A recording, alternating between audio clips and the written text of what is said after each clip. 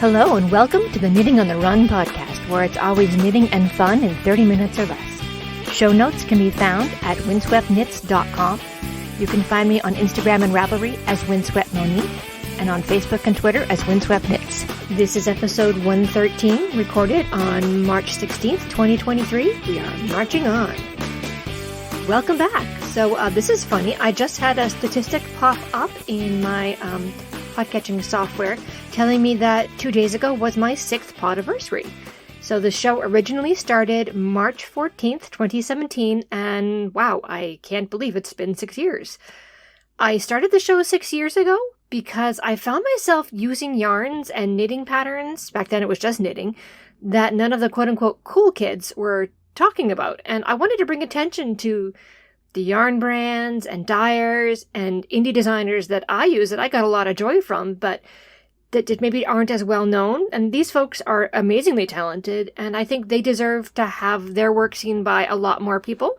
And so that's where the premise of the show started from. And here we are, 6 years later. So on with the show. Works in progress. So we have several works in progress over the past couple weeks.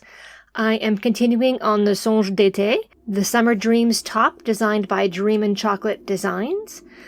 This is knit using Linea Pura Unico yarn by Lana Grossa. This is discontinued. It is a hand-dyed linen bamboo blend that I bought at Webb's in their Grandpa's Garage sale several years ago.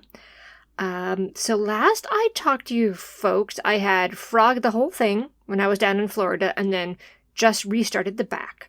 So now I have finished the back and I have started the fronts. So the fronts are knit in two pieces and then joined and kind of crisscrossed over the bust. So I'm working on the very end of the left side and about to start the right side. And I'm looking forward to getting this back to where I was before I had to frog the whole thing. Davit is the next pattern I've been working on. This is designed for Berroco by Amy Palmer, and I'm knitting it using a Silk Noir by Great Adirondack Yarn Co., which I bought at Rhinebeck last year. I have got a good 7 inches left to go, I believe, before I finish. And while that sounds small, it's actually not, because this is knit in a weird way. It's actually kind of knit.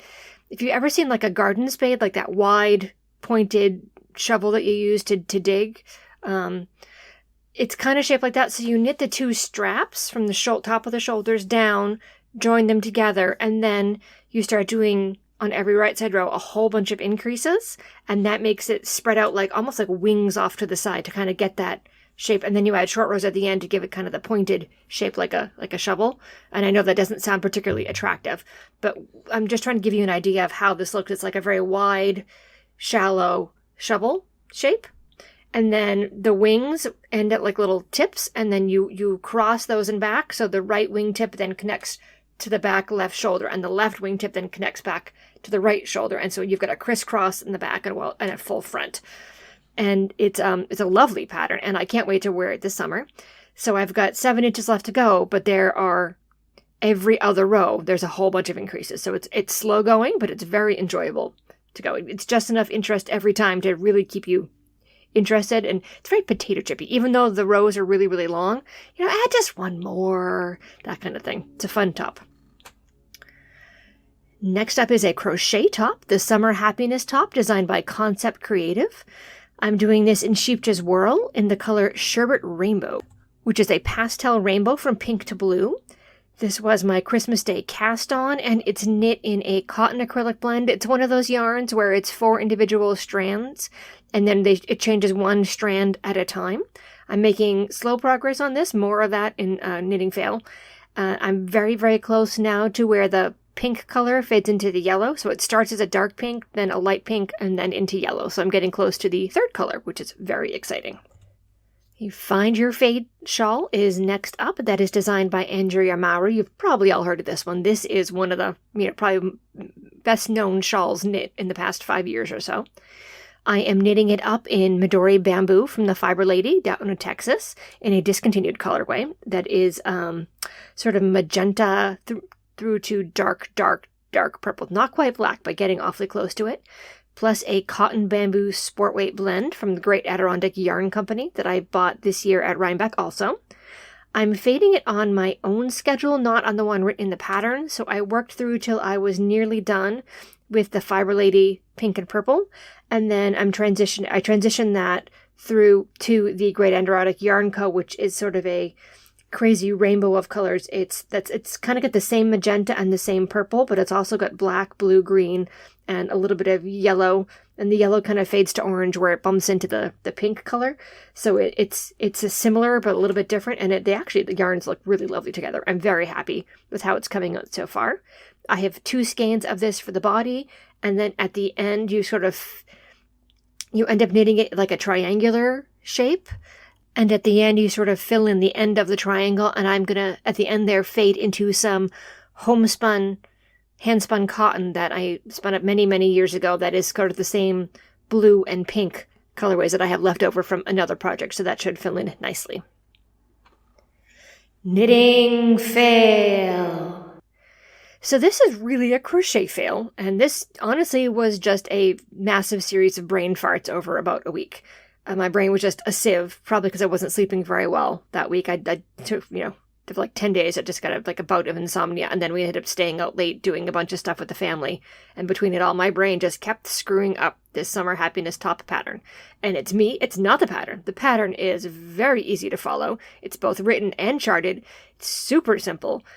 But my brain just could not do it. I redid the same 4 rows at least 3 times each because I kept making stupid mistakes. And the mistakes were big enough that the next row I couldn't fudge it. So you're doing like clusters of stitches in crochet. And if you miss one of the clusters, then you don't have enough spaces in the next round to fit the next clusters in. There's no room to stuff them in to fudge the mistakes. So you have to rip back. So I am... It's the part that's really annoying me that I was just screwing it up is that it's not difficult. You repeat the same few rows a couple different times. I'm on the second time through, so I've done this all before. It's fairly easy. I can see what's going on. I can see what it's supposed to look like.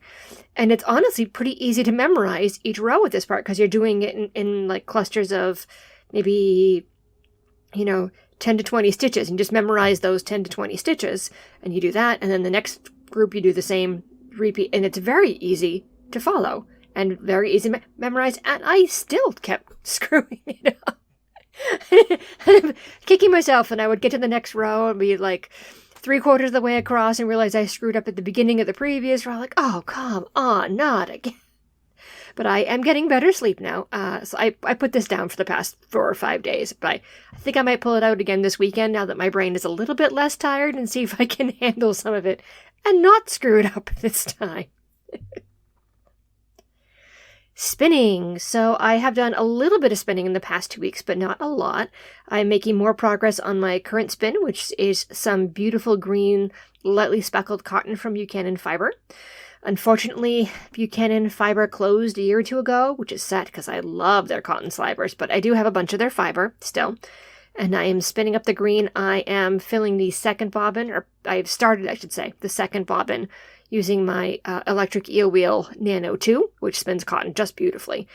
And my plan is to then ply them when my knees feel a little bit better on my Lendrum, but do the actual spinning on the Nano 2, which is, I love that wheel. It's wonderful. I'm really enjoying it. I'm so glad. If you're on the fence about getting a Nano 2, or an EL 6 or EEW 6. I don't have a 6, but I'm saving up for it. But I know, backing up a little bit, I know that the Nano one was a little bit underpowered, and some people were very disappointed in how it wasn't a very powerful wheel, and the motors would die out after a while. But I'm finding that the 2 is great.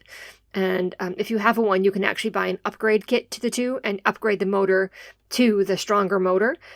I have not had any problems. It's spinning cotton absolutely beautifully. I'm really thrilled with how the Nano 2 is working out.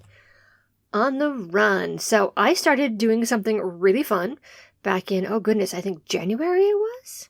Yeah, back in January, I signed up for an adult ballet class.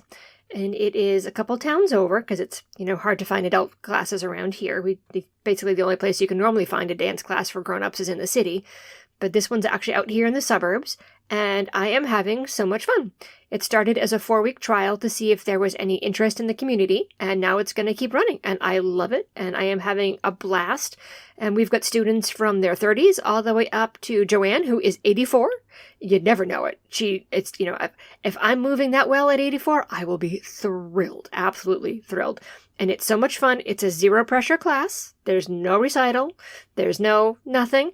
It's just a bunch of grown-ups who did dance as a kid and who want to have fun and find joy in movement and joy in just, moving to the music. And it's wonderful. And if you were a dancer as a kid, I totally recommend seeing if you can find it. I actually found this class by looking in a Facebook group for dance teachers. That's how I found this one. They were people post about new classes they're offering to help each other. It was a kind of supportive group, and I was like stalking that class just to see what was going on near me, and I found this class there. So if you're looking for it, look in some more unusual ways. You might not find it where you think you're going to see it advertised.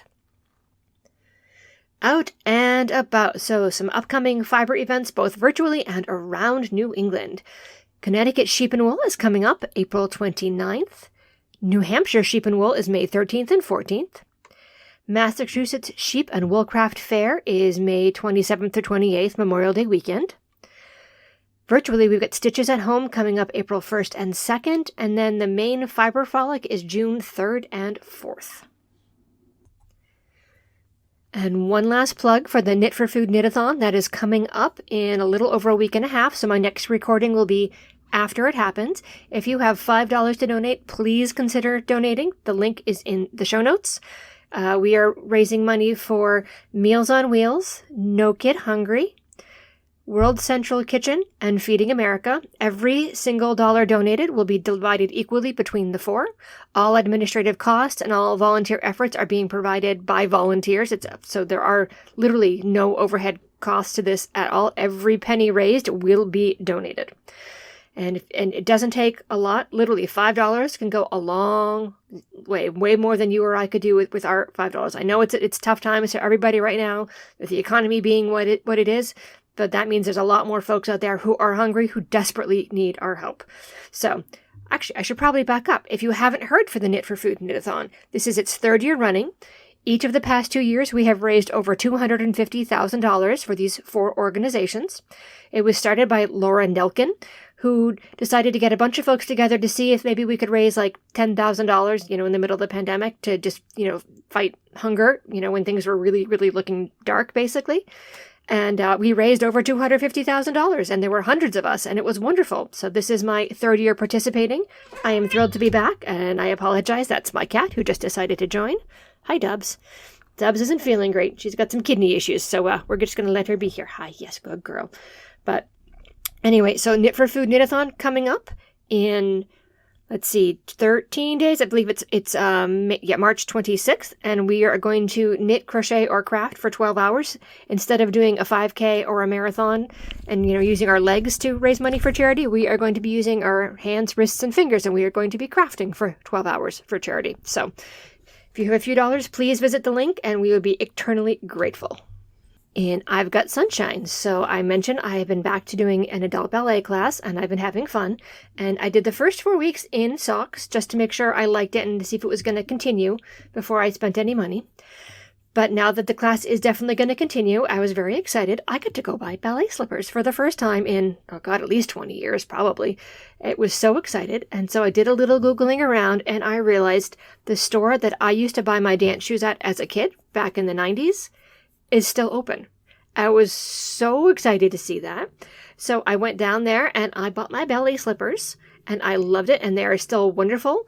It's their second owner. The original owners, I think, sold the business to one of her employees, and they are lovely and so helpful. And there's just, a real benefit of going to a dance shop to get your shoes fitted for you than, buying them online. So I got to say a big shout out to the Dancer's Drawer in Attleboro, Massachusetts, and so thrilled to find them open. And I had a lot of fun going in there, and it's like, wow, this brings back a lot of happy memories. So I hope you are all doing well. I will see you all. I plan to record at the end of the month, March 30th, 31st, give or take. And keep those legs and those needles moving. Bye-bye.